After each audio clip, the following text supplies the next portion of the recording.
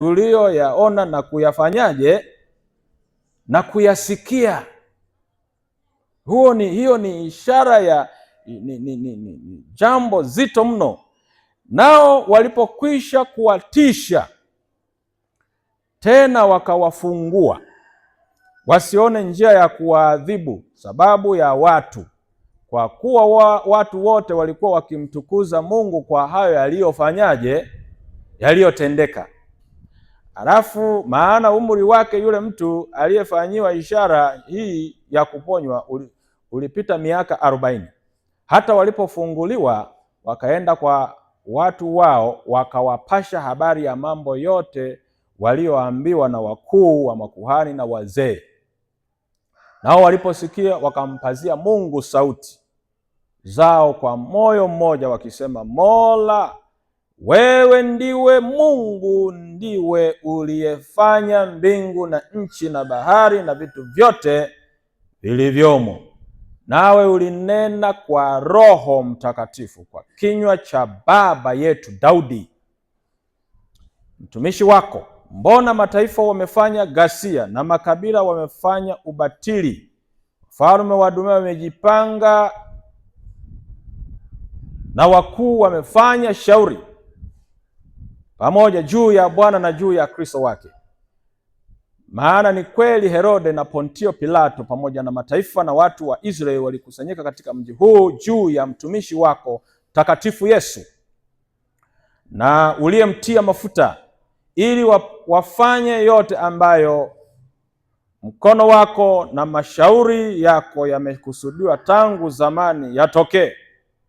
Basi sasa Bwana, yaangalie matisho yao, ukawajalie watumwa wako kunena neno lako kwa ujasiri wote. Fungu la 30 anasema, ukinyoosha mkono wako kuponya, ishara na maajabu vifanyike kwa jina la nani?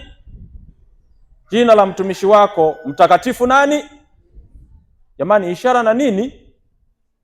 Jamani, ishara ni nini? Na maajabu vifanyike kwa jina la takatifu wako Yesu. Namalizia sasa mstari wa 31. Hata walipokwisha kumwomba Mungu, mahali pale walipokusanyika pakafanya nini? Pakatikiswa, tetemeko likatokea, wote wakajaa Roho nani? Takatifu, wakanena neno la Mungu kwa kitu gani? Jana tulikuwa na mada inayosema tubu, jazwa na Roho nani? Takatifu. Kumbuka, ukijazwa Roho Mtakatifu, Roho alipowajaa wakanena neno la Mungu kwa ujasiri. Huwa ninakuwa na mashaka na mtu anaposimama mbele za watu alafu ana mashaka na ujumbe anaoutoa.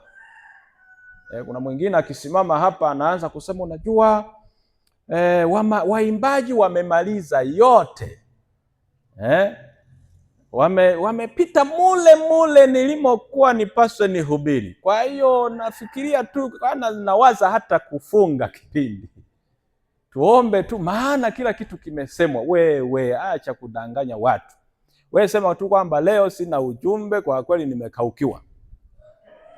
Sio unadanganya watu. Unasimama hapa ndio unasema wamepita mule. Tuna mashaka kama umejawa na Roho Mtakatifu. Aliyejawa na Roho Mtakatifu ana ujumbe. Bwana asifiwe.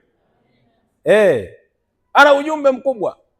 Sasa sikilizeni watu wa Mungu, leo tunataka tudadafue mambo makubwa mawili ambayo kwenye sura hii yamekaziwa. Jambo la kwanza ni jina la nani? La Yesu. Jambo la pili ni miujiza au ishara. Maana mada yetu inasema, simama kwa ujasiri kwa ajili ya Kristo na umfuate kwa utimilifu. Katika haya mambo makubwa mawili, jina la Yesu pamoja na kitu kinachoitwa ishara au miujiza, ndipo mahali ambapo katika wakati huu wa mwisho, wakati huu wa nini, unaweza ukajikuta umeyumba ukashindwa kusimama kwa ujasiri kwa ajili ya Kristo, au ukaacha kumfuata. Mambo makubwa mawili yanayumbisha watu wakati huu wa mwisho. Na tunataka tujue kwanza, tuanze na jina la Yesu. Wangapi wanalijua jina la Yesu? Mikono juu. Mimi ninalijua jina la Yesu. Naomba wale mlionyoosha mikono mje hapa mtuambie. Jina la Yesu ni lipi? Karibu, simama tu useme ni hivi ulitaje. Amen. Ni lipi? Ulikuwa umenyoosha au? Bwana simama useme.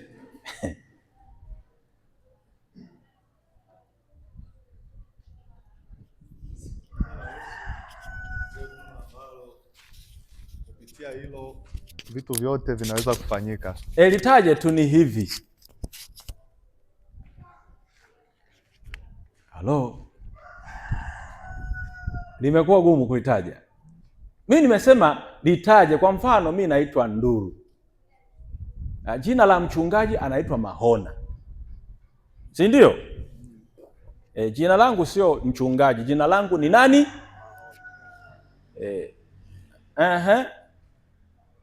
Jina la Yesu tunalotaja ni lile tulilopewa wanadamu wote. Litaje sasa. Ni Yesu Kristo mwana wa Mungu. Yesu Kristo mwana wa Mungu. Okay, mama hapo. Jina la Yesu ni lipi?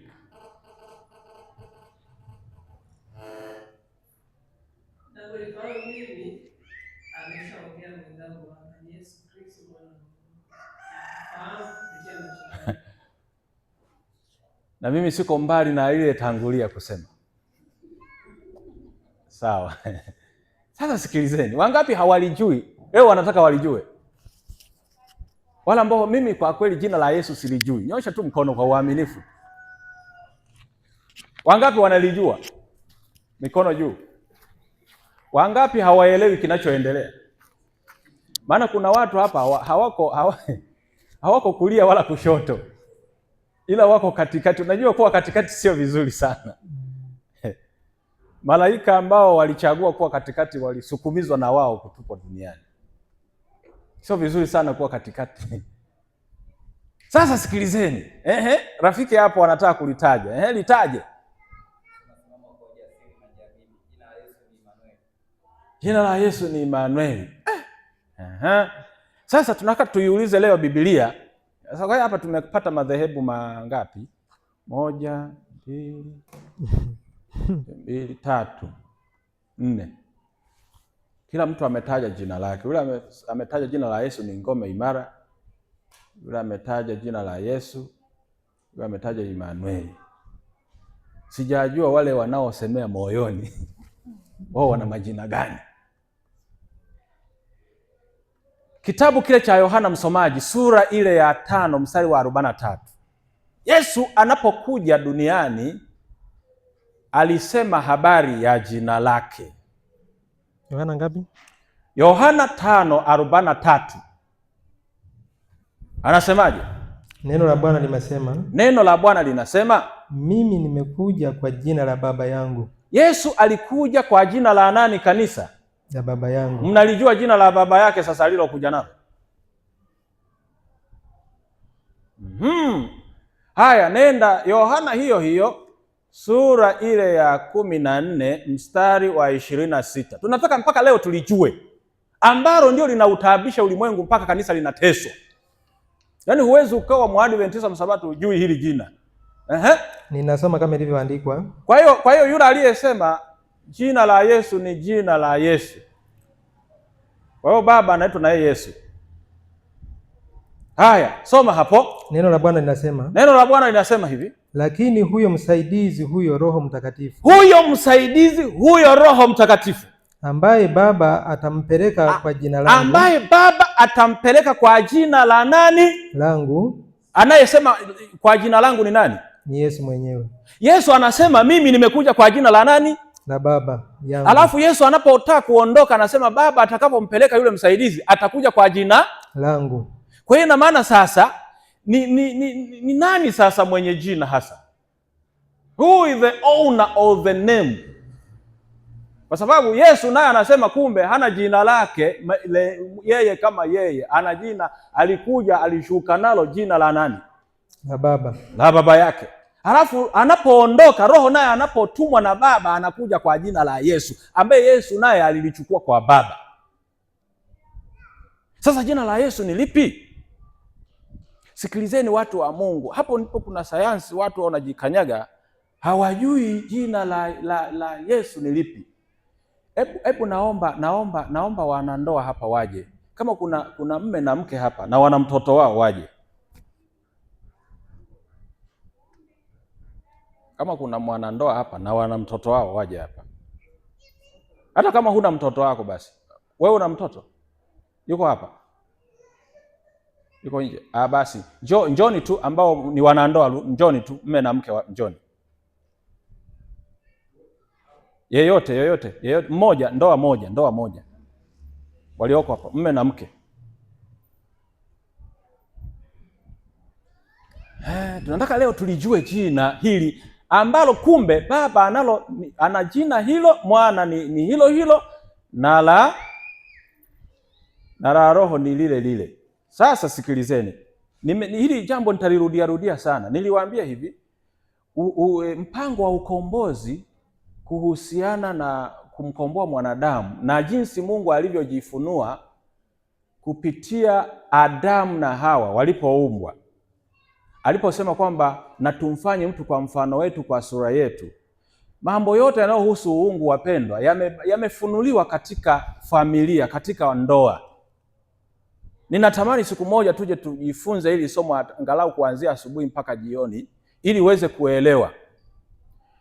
Nyinyi si mna watoto? Wewe unaitwa jina lako nani? Danieli. Mtoto wako ukimzaa, ambaye atakuwa hapa katikati, ataitwa nani? Akienda kuandikishwa shule ataitwa nani? Ezekieli Danieli. Mke wako anaitwa nani? Fatuma? Ali. Lakini mtu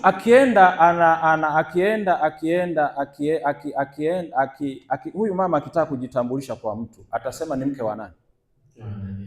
Ni mke wa Danieli. Kwa hiyo ni mama Danieli. Sasa sikilizeni, ninachotaka kuwafundisha hapa ni hivi. Uungu umejifunua katika level ya familia. Na ninaomba tu wale mlio na kitabu kinachoitwa Mlima wa Baraka, wangapi wanacho? Kile kitabu nenda leo ukasome kwenye kale ka kipengele kanakosema Yesu Ellen White anapoelezea habari ya sala ya Bwana, anaposema Baba yetu uliye mbinguni, jina lako lifanye nini? Pale alipoandika jina lako litukuzwe, ukasome pale anavyo comment. Amesema hivi, jina la Mungu ni lingapi tu? Ni moja. Na jina hilo wale walio kwenye familia ndio jina linalobeba jina la mzee wa familia, baba. Yaani wanafamilia wote wa huyu bwana ni Emmanuel, umesema Danieli, wote wamebeba jina lake mpaka, yani kuanzia yeye huyu anaitwa Danieli, atakayezaliwa anaitwa sijui na nini Danieli, lakini yule mama naye ataitwa Danieli, mama Danieli. Kwa hiyo linabebwa, yani huyu ndiye amebeba jina la, yani wote wataitwa Danieli.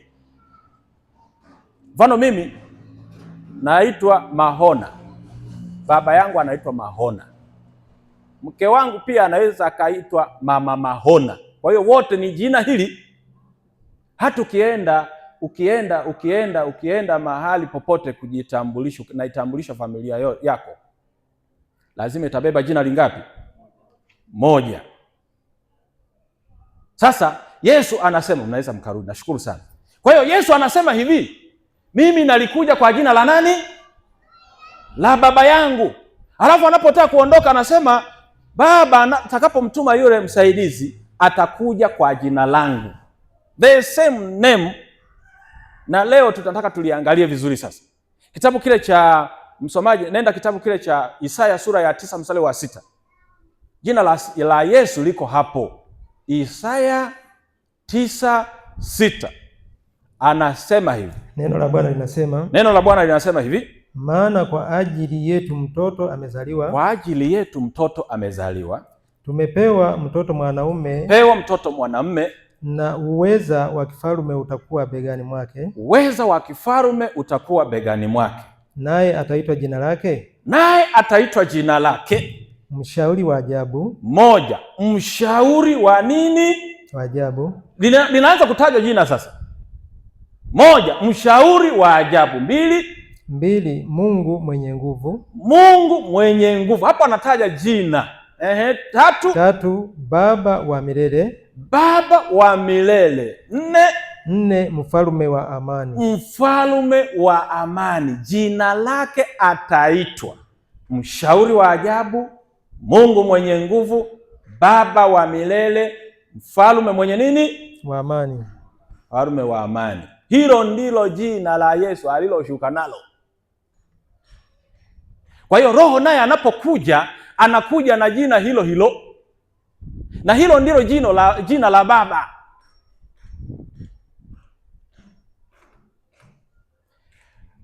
Roho kwenye Kiyunani lile neno lilotumika pale kwenye msaidizi, nitamwomba Baba naye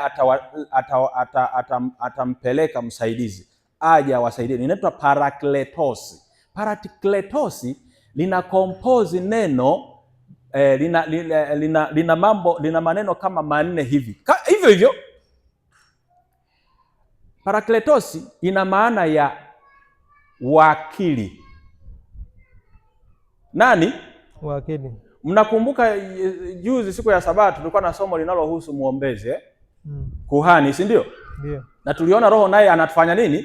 Anatuombea. Jamani, anatufanya nini? Anatuombea kwa Baba. Kazi anayoifanya Roho ni ile ile anayoifanya Kristo. Advocate. Alafu hapo anasema anasema hiyo parakletos ina maana ya mshauri, counselor. Kule tumeambiwa ni mshauri. Kwa maneno yote yaliyoko kwenye Isaya yako kwenye hilo neno parakletos. Ndilo jina alilokuja nalo Kristo, na ndio ambalo Roho Mtakatifu anakuja kwa jina hilo. Sasa jina hili ningekuwa na muda tungeeleza tungechambua kaneno baada ya kaneno. Haya maneno manne tungeyachambua yana maana gani? Mfano anaposema Isaya Baba wa milele. Tuna Baba, nafsi ya kwanza ya uungu, lakini Yesu naye ni Baba. Maana yake ni nini? Mlishawahi kusoma ile Mathayo 23 mstari ule wa 8, inasemaje? Au ngoja kwanza tuanze Waamuzi kwanza. Hebu soma Waamuzi sura ile ya 17, msomaji, mstari wa 10. Soma hapo. Waamuzi 17:10. Anasemaje? Neno la Bwana linasema hivi. Mika akamwambia. Kaa pamoja nami. Uwe kwangu Baba. Uwe kwangu nani kanisa? Baba. Alafu tena kuhani. Kumbe mtu aliyekuwa kuhani enzi za Agano la Kale aliitwa Baba. Kwa hiyo Yesu anapoitwa Baba wa milele, maana yake ni kuhani. Nenda sura ya 18, Waamuzi hiyo 13. 18:13 inasema. Nao wakapita huko hata hiyo nchi ya vilima ndio ya Efraimu, ndio wakafikiria nyumba ya huyo Mika. Ndio. Endelea. Ndipo hao watu 5 walipokwenda kulipeleleza nchi ya Laisha, wakajibu ndio, na wakawaambia ndugu zao, je, ninyi mwajua ya kwamba mna naivera ndani ya nyumba hizi? Ndio. Na kinyago na sanamu ya kuchonga. No. Hebu nenda 19:13. inasema kisha akamwambia mtumishi wake, haya, tufikirie miji hii mmojawapo, nasi tutalala katika Gibea au katika Rama. Ngoja kwanza. Nimekwambia usome Waamuzi ngapi? Waamuzi 19. Nilisema 18 ngapi? 13. 18 13. Okay. Basi hebu tuache hiyo, twende kitabu cha Mathayo sasa. Mathayo, kuna kauli pia kwenye hiyo sura ya 18 au 19, sikumbuki haya vizuri, lakini inazungumza kauli ile ile, uwe kwetu baba tena kuhani. Kuna mahali fulani pamezungumzwa hapo. Sikumbuki vizuri, utatafuta kwa wakati wako. Twende sasa kitabu cha Mathayo sura ile ya 23 mstari ule wa 8 na wa 9. Anasemaje? 8 na 9 inasema hivi, bali ninyi msiite rabi. Hebu nenda sura ya mstari wa 9. Mstari wa 9. Anasema wala msimuite mtu baba. Msimuite mtu nini? Baba duniani. Baba duniani. Maana baba yenu ni mmoja. Sasa sikia, yaani anaposema baba, jina lake ataitwa mshauri wa ajabu, baba, maana yake ni kuhani, anatajwa kuwa kuhani. Sasa kama ni kuhani, hilo ndio jina ambalo Roho Mtakatifu alikuja na. Sasa nataka nikupeleka kidogo kwenye Yohana sura ile ya 17, msomaji. Hebu soma mstari ule wa 6. Taenda wa 11 na 12. 6 inasema hivi, jina lako nimewadhihirishia watu wale. Yesu alipokuja duniani alikuja kudhihirisha nini kanisa? Jina lako nimewadhihirishia wale ulionipa katika ulimwengu. Walikuwa wako. Naenda mstari wa 11 na 12. Inasema wala mimi simo tena ulimwenguni, lakini hawa wamo ulimwenguni. Nami naja kwako, Baba Mtakatifu, kwa jina lako ulilofanyaje kanisa? Ulilonipa. Jamani, ulilofanyaje? Ulilonipa. Uwalinde hawa. Tunalindwa na jina la Yesu. Bwana asifiwe. Ili wawe na umoja kama sisi tulivyo. Kwa hiyo jina likikosekana kwenye maisha yako, utasumbuliwa na vitu vingi sana. Nguvu za giza zitakusumbua.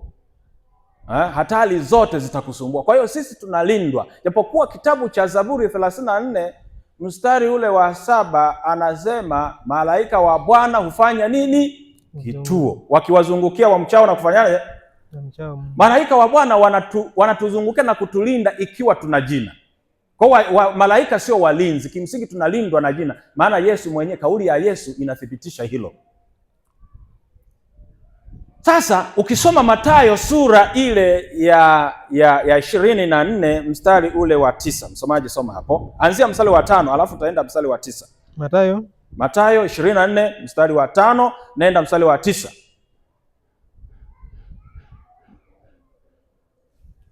Anasemaje? 9 inasema hivi, wakati huo watasaliti ninyi mpate dhiki. Ndio. Nao watawaua. Nanyi mtakuwa watu kwa Umeanzia mstari wa ngapi? Wa 9. 24:9. Anzia mstari wa 5. 24:5. Mstari wa 5. Neno la Bwana linasema, kwa sababu wengi watakuja kwa jina langu. Yesu anasema wengi watakuja kwa jina la nani? Langu. Wakisema mimi ni Kristo. Yesu anaanza kutupatia summary ya jina lake la kitabu cha Isaya. Kristo, unaposema Kristo maana yake mshauri wa ajabu, Mungu mwenye nini? Mwenye nguvu, Baba wa nini? Wa milele, Mfalme wa nini? Haya, nenda mstari wa 9 sasa.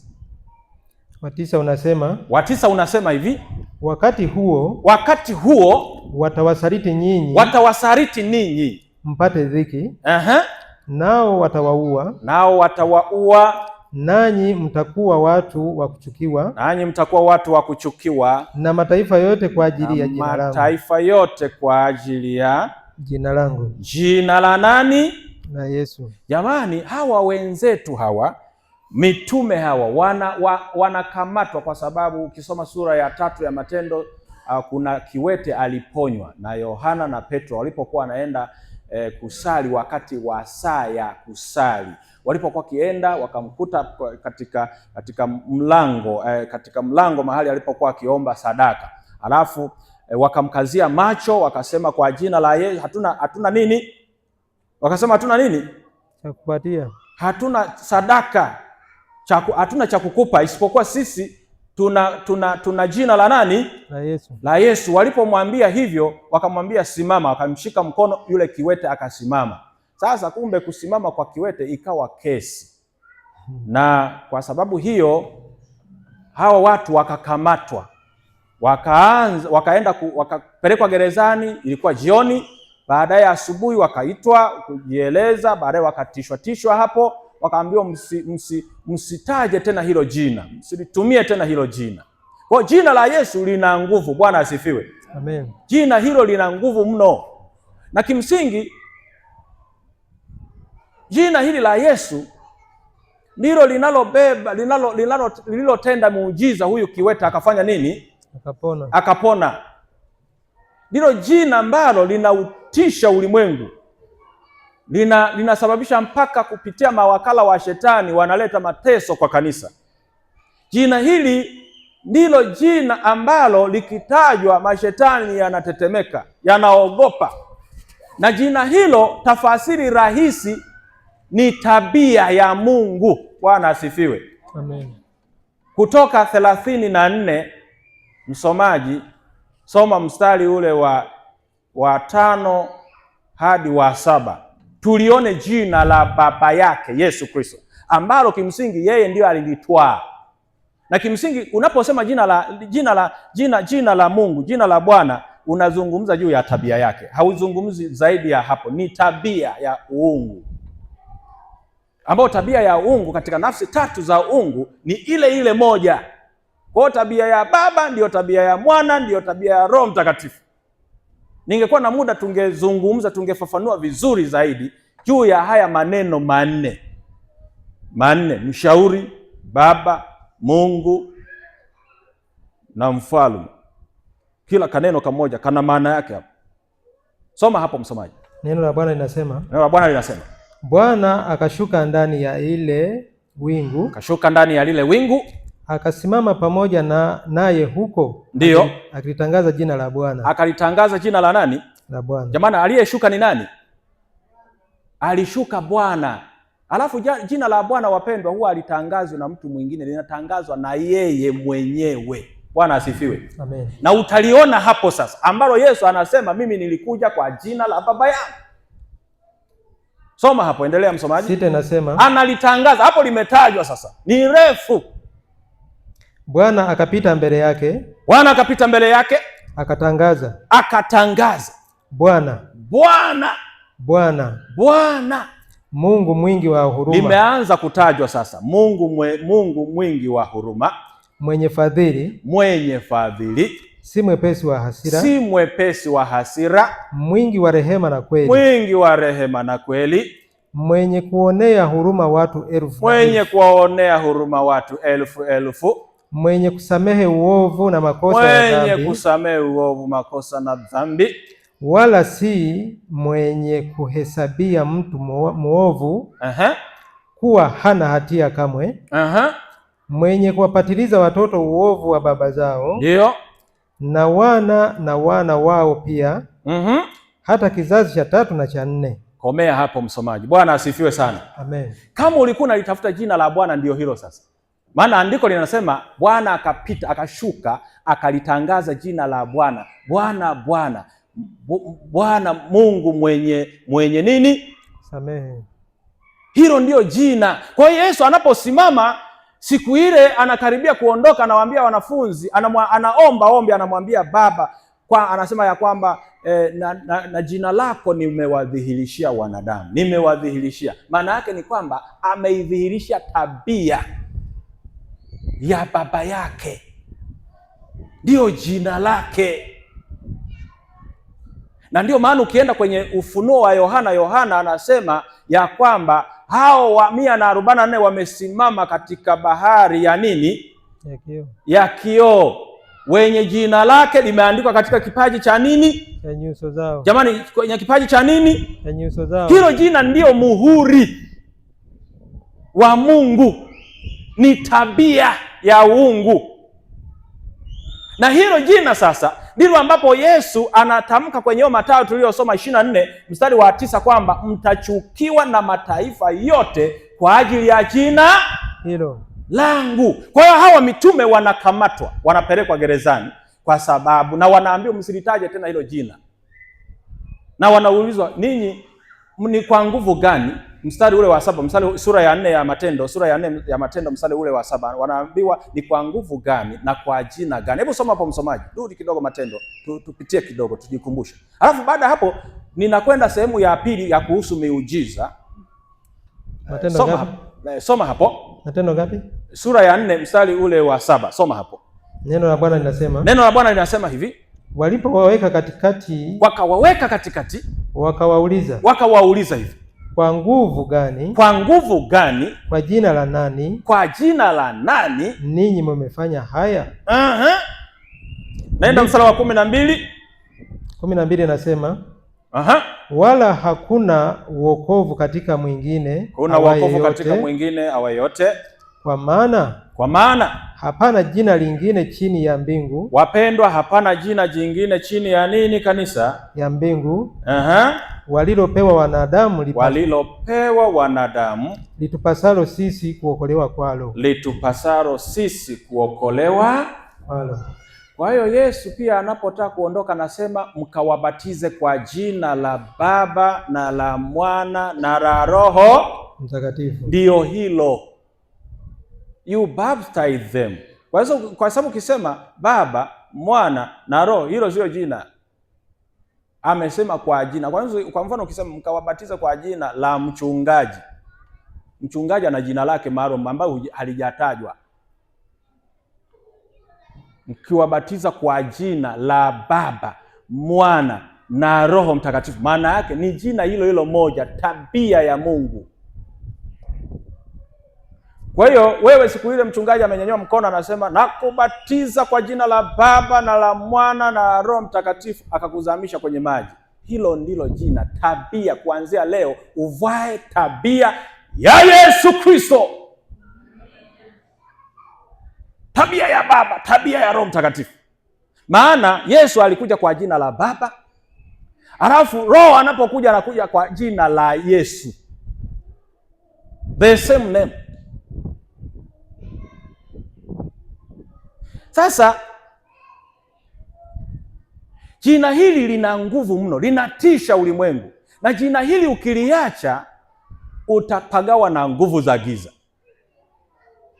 Na somo letu linasema ya kwamba simama imara, simama kwa ujasiri kwa ajili ya Kristo. Na kinachokufanya wewe na mimi tusimame imara wakati huu wa mwisho ambapo kuna vitisho vingi na mambo mengi ya kutuchepusha, kututoa kwa Mungu, ni pale tunapolisimamia jina hili, tunapoishi kwa tabia ya Mungu. Hiyo ndio inatufanya tusimame imara, sio kitu kingine. Wakati wa mwisho, kwa kuwa jina la Bwana ni tabia, ndio muhuri wa Mungu. Wakati huu wa mwisho Mungu anawatia muhuri watu wake, anaweka chapa, alama kwenye vipaji vya nyuso zao. Jina lake lazima lionekane. Na tukishindwa kusimama imara kwa ujasiri kwa jina hili, kwa sababu tumechukiwa na watu, tutapotea. Na anasema na umfuate kwa utimilifu. Sasa baada ya jina hili kuonekana katika maisha ya Mkristo au mtu yeyote anayemfuata Yesu Kristo, wakati mwingine Mungu kupitia jina hili anaweza kukutumia kutenda miujiza. Kutenda nini kanisa? Miujiza. Nitaeleza mambo manne kwa nini Mungu ameruhusu miujiza, au amekuwa akiwatumia watumishi wake kutenda miujiza. Msomaji, tusomee Marko sura ile ya 16 mstari wa 17. Marko 16:17. Neno la Bwana linasema, neno la Bwana linasema hivi, na ishara hizi zitafuatana na hao waaminio. Jamani, ni wangapi hapa ni waaminio? Mikono juu. Waaminio, nyosha mkono. Wewe kama ni aaminie, nyosha tu mkono. Nimeona waaminio. Cha kwanza sasa, kwa jina langu watatoa pepo. Kumbe jina ndio linalohusika kutoa nini kanisa? Pepo. Jamani, ni nini kinachotoa pepo? Jina. Tabia ya Mungu ukiwa nayo ndio pepo atafanya nini? Watatoka. Na amesema ni hiyo ishara ya kutoka kwa pepo itaambatana na wote wanaofanyaje? Sasa niwaulize nyie washiriki, hii inakuwaje? Mnasema mzee likitokea pepo unamuita mzee wa kanisa au mchungaji? Jamani, muiteni mchungaji. Haya wachungaji ndio wana karama hizi. Ngoja nikwambie, swala la kutoa pepo ni swala la wote wanaofanyaje? Waaminio. Hiyo shughuli ni ya wote. Wewe ikitokea hapa wala usijitabie mimi kuniita. Pambana na hali yako. Bwana asifiwe sana. Pambana. Unajua lazima tuwazoeshe na nyinyi kusimama imara. Amen. Bwana asifiwe. Amen. Usimtegemee mchungaji. Yaani wewe likitokea la pepo mchafu na kutangazia mapema, usitabike kuniita. Pambana na hali yako. Maana Yesu angesema tu kwamba na ishara hizi zitafuatana na hao wachungaji na wazee wa kanisa, kwa jina langu watatoa pepo. Angekuwa specific na grupu la watu, hasa wachungaji, hapo ningesema huhusiki. Lakini aliposema na hao waaminio, na unamwamini Yesu, natuimbia hapa, unasema namtegemea ya Mungu ni wapo, unatuimbia hapa,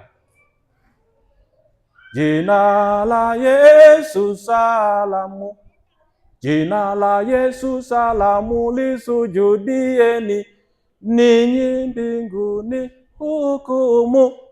Unaimba hapa, then inapotokea la kutokea unaanza, jamani wachungaji wako wapi? Shemasi mkuu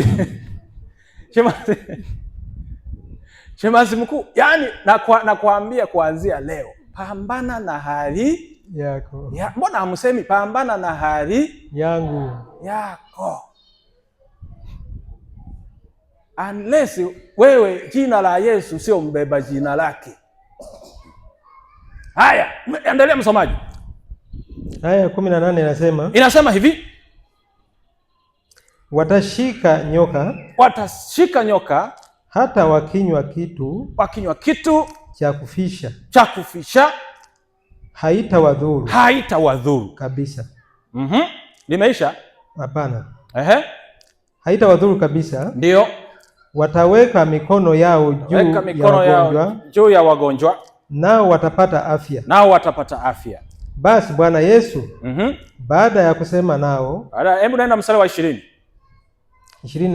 anasema hivi, nao wale wakatoka wakahubiri kote, Bwana akitenda kazi pamoja nao. Bwana alikuwa akitenda kazi pamoja na nani? Nao. Na kulithibitisha lile neno kwa ishara zilizofuatana nalo. Jamani, kazi naanza sasa kutaja mambo ambayo, kwa nini Mungu anaruhusu watu wa Mungu watende miujiza. Moja ni kudhibitisha lile neno kwa ishara. Miujiza iko pale kuthibitisha nini kanisa? Neno la uzima. Hiyo ni kanuni ya kwanza ambayo Mungu ameiweka, wakilithibitisha lile neno kwa ishara. Muujiza wote unaofanyika bila neno kuthibitishwa, huo muujiza ni feki. 2, naenda Mathayo sura ile ya 11 mstari wa 20. Ishara au miujiza Mungu anaruhusu watumishi wake watende kwa ajili ya toba, watu watubu. Mathayo 11:20, soma hapo. Neno la Bwana anasema hivi, Ndipo akaanza kuikemea miji ile, ambayo ndani yake ilifanyika miujiza yake iliyo mingi. Yake iliyo nini kanisa? Mingi. Ilifanyika kidogo? Hapana. Mingi. Kwa sababu haikutubu. Jamani, kumbe miujiza, unapoona muujiza umetendeka, muujiza unakupeleka kufanya nini kanisa? Kutubu. Kwa usione utitili wa miujiza aliyokuwa anaifanya Yesu, mara anafufua wafu, mara viwete wanatembea, mara waliokuwa na damu zikitoka zikiwatoka zinakoma, vipofu wanaona, viwete yani kila aina, viziwi wanasikia. Yote hiyo ina ushawishi ulimwengu ufanye nini? Utubu. Na nikwambie kwa taarifa yako, Mungu hajawahi kuacha kufanya muujiza hata sekunde. Haleluya. Amen. Wewe unaponiona hapa mimi naongea, sauti inatoka, huo ni nini? Muujiza. Ni muujiza. Wewe umetoka nyumbani, umeenda huko na huko ukipambana katika maisha, baadaye ukaja huko, huo ni nini? Muujiza. Ila watu wanapenda miujiza ambayo mtu akisimama hapa akinyosha hivi mkono, watu wanaanguka chini, wanagaragara. Ndio wanataka hiyo, watu wanaona hapa ndipo Mungu yupo. Ngoja nikwambie, miujiza Mungu hajaacha kututendea kila wakati. Ulipougua ukawa umelazwa ukazimia, na baadaye ukazinduka, huo ni nini? Muujiza. Ni muujiza. All the time God is doing miracles. Anatutendea miujiza hapa na pale, ya uchumi, ya afya, ya uhai, ya kila namna. Ndoa zetu, ndoa yako ina amani, ni kwa sababu ya muujiza wa Mungu. Sauti yako inatoka kwa sababu ya pumzi unavuta, ni muujiza.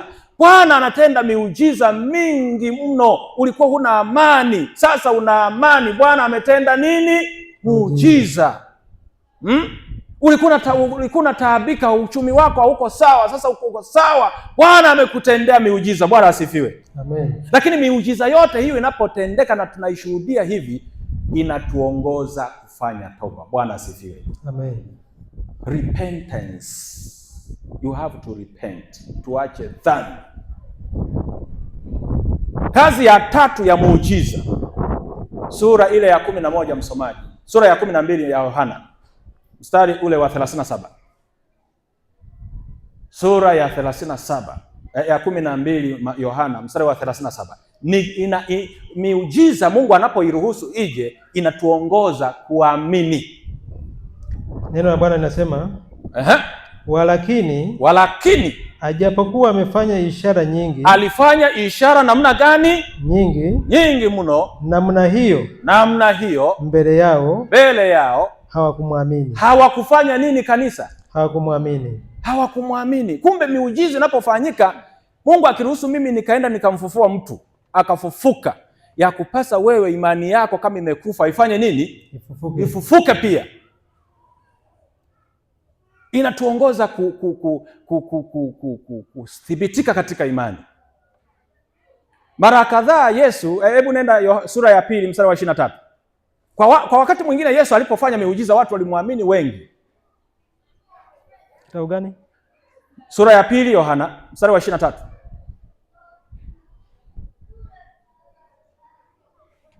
Neno la Bwana linasema hivi, hata alipokuwako Yerusalemu kwenye sikukuu wakati wa Pasaka, watu wengi waliamini jina lake. Waliamini jina la nani?